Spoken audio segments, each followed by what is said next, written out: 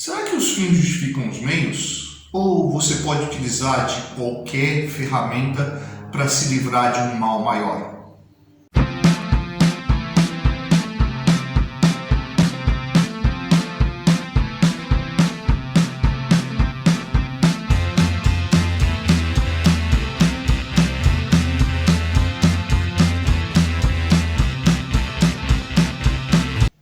E antes de começar o vídeo de hoje, quero dar uma dica para vocês. Essa semana eu estive lá no canal do Projeto R3D2, canal que a minha esposa, a professora Rosi, essa aqui está aqui com a gente na literatura do Suetônio, né? Tem lá um amigo dela, que é o professor Rodolfo, né? E que nós discutimos ali sobre o imaginário da morte, como que a ideia da morte afeta a gente e quais são as perspectivas que a gente tem em cima da relação de vida e de morte na sociedade contemporânea. Foi um papo bem legal, vale a pena você conferir, tô deixando o card aqui. E sem mais delongas, vamos começando a aula de hoje. Hoje a gente vai falar sobre um negócio chamado de o julgamento de Nuremberg, né? Você já deve ter ouvido falar sobre isso. O julgamento de Nuremberg é um evento aí bastante importante, né? Que aconteceu ali no finalzinho da Segunda Guerra Mundial, né? Na hora que acabou a guerra e que se estabeleceu um tribunal para julgar os crimes cometidos durante esse período.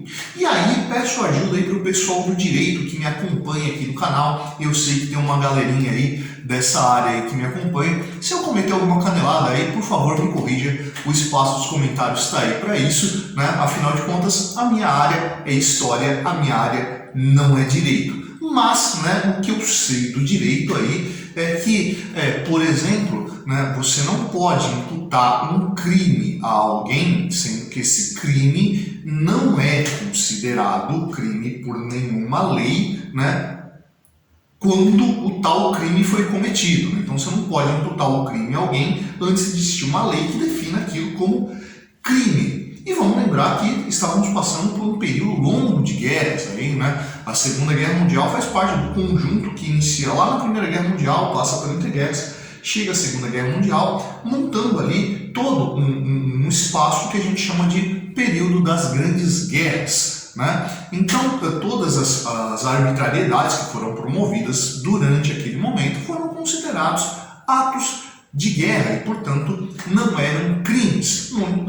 Que, no entanto, uma série de pessoas ali, né, foram considerados criminosos e julgados, né, e condenados. Bom, vamos lá então. Primeiro, os dados, né? O julgamento de Nuremberg ele teve uma duração longa e ele começou no dia 20 de novembro de 1945 e terminou no dia 1º de outubro de 1946. Então você percebe a duração que isso teve aí e aconteceu em Haia, né?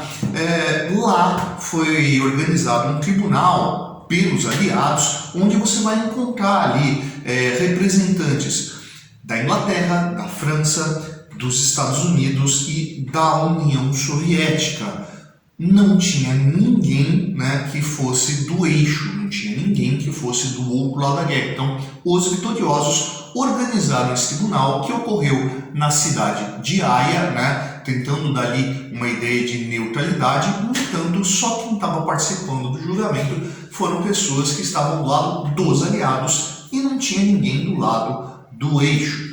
Segundo ponto importante aí, os acusados foram apenas pessoas ligadas à Alemanha, né? Ou alemães, né? Ou pessoas que tinham alguma relação ali com o Partido Nazista, com a administração alemã na época e que vão participar desse julgamento. No total foram um conjunto de 24 acusados. Eu vou botar a lista aqui durante o vídeo, né? Eu vou começar a listar aqui com texto quem foram essas pessoas, inclusive indicando aí qual foi o resultado do julgamento, né? Qual foi a condenação ou absolvição que essa pessoa teve aí, tá? Então, vamos lá, né?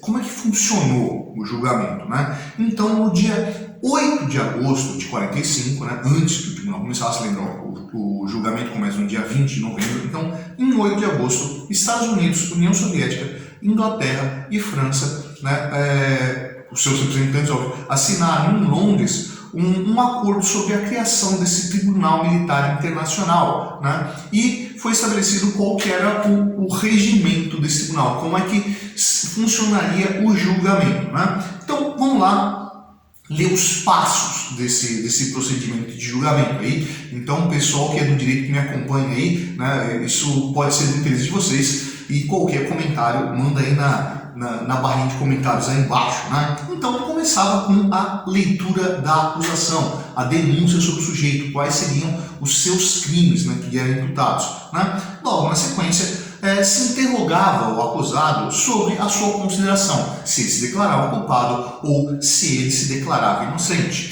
Então, vinha a exposição da acusação, né? Os promotores ali vinham e apresentavam todas as provas sobre o indivíduo, sobre o réu, né? Sobre os crimes que ele havia cometido, né? O tribunal, então, pediria que a acusação apresentasse essas provas, né? E, então, né, logo na sequência, que a defesa fizesse o seu pronunciamento, né? Então, o próximo passo é a audiência das testemunhas pela acusação e pela defesa. Então, a acusação e a defesa iam lá e interrogavam esse réu, né, para que ele pudesse expor ali o seu posicionamento, né, a sua defesa pessoal, né, explicando o porquê que ele estava envolvido ou não naquele crime. Após essa audiência da testemunha, o tribunal poderia dirigir perguntas tanto aos acusados quanto à defesa, né, sobre qualquer questão ali, qualquer dúvida que tenha ficado sobre esses pronunciamentos, sobre essa investigação, né. Próximo passo, a acusação e a defesa deveriam interrogar as testemunhas. Depois de interrogar as testemunhas, vinha a última palavra do acusado e, por fim, a sentença do tribunal. No entanto, os advogados de defesa que vão representar esses 24 acusados ali, não poderiam ser escolhidos pelos acusados. Os advogados de defesa seriam indicados pelo próprio tribunal, o que mostra ali uma certa arbitrariedade por parte do tribunal, né? Percebe que o tribunal estava um tanto quanto contaminado. Nossa, Fábio, você está defendendo esses monstros da Segunda Guerra? Não, eu estou só apontando de que esse tribunal tinha alguma coisa suspeita, né? Tinha alguma coisa que não funcionava muito bem quanto às questões do direito, quanto à legalidade. Ele tinha falhas processuais, certo? Bom, desses acusados, como eu falei, estou colocando aí a lista do nome dos acusados, qual é a acusação, qual é a condenação do sujeito, né? Desses 24 acusados, a metade deles foi condenada ao enforcamento, né? 2 deles foram absolvidos e um teve a sua acusação retirada porque ele tinha questões de saúde complicadas, tá? Então a acusação foi removida e ele não passou por julgamento. 2 foram condenados à prisão perpétua e os demais ali ou tiveram uma prisão que variava entre 10 e até 20 anos de prisão. Bem, então, esse tribunal, ele foi um tribunal de exceção. Eu falei, existe uma série de questões ali que colocam o julgamento em dúvida, né? Primeiro, isso de eles não poderem escolher os advogados de defesa, tá? E não teve qualquer tipo de denúncia para o Tribunal de Nuremberg que não fosse sobre esse pessoal ligado à Alemanha nazista, né? Por exemplo, não houve qualquer acusação sobre os bombardeios feitos sobre a Alemanha pelos ingleses, né? Não tem qualquer referência às bombas atômicas de Hiroshima e Nagasaki. Então, esse julgamento dos chamados crimes de guerra estabelecidos durante a Segunda Guerra Mundial foram unilaterais. Então foram acusações feitas dos vencedores contra os vencidos, né? Teve desdobramentos para críticas posteriores ao fim do julgamento, como por exemplo a morte desses acusados e condenados aqui pelo Tribunal de Nuremberg, foi a morte por enforcamento. No entanto, o tipo de enforcamento que se estabeleceu foi a chamada queda padrão e não a chamada queda longa. Qual que é a diferença? Quando você mata alguém enforcado, a ideia não é sufocar, a ideia é quebrar o pescoço. Então, uma queda longa, né, quando o corpo caía, o nó posicionado de lado, não atrás, quando a pessoa caía, o nó puxava e quebrava o pescoço da pessoa, levando a uma morte instantânea. Na queda padrão, a queda era menor do que a queda longa, já diz isso aí, né? Então o corpo não atingia velocidade suficiente para quebrar o pescoço e a pessoa morria por estrangulamento.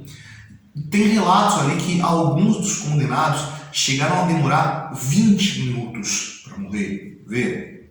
Uma morte lenta, dolorosa, e talvez você esteja até pensando, mas também é um monstro terrível, né? Esse cara merecia uma morte extremamente cruel, né? Só que onde está a justiça aí, né? Você percebe que esse pensamento tem muito mais a ver com uma ideia de vingança do que com uma ideia de justiça.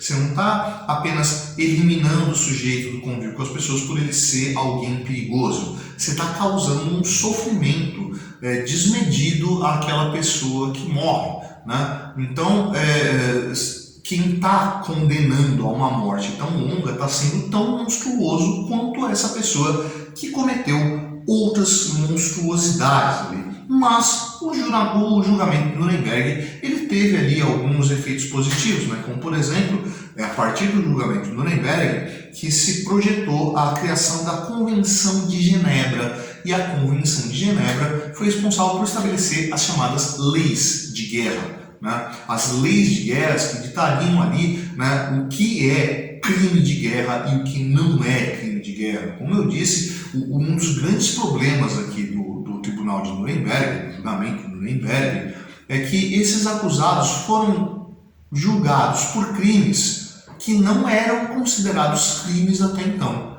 Eram simplesmente vistos como atos de guerra, não como um crime em si, já que a lei não existia, já que não existia a Convenção de Genebra. Além da Convenção de Genebra, o julgamento de Nuremberg inspirou aí a Declaração Universal dos Direitos Humanos, publicado no ano de 1948.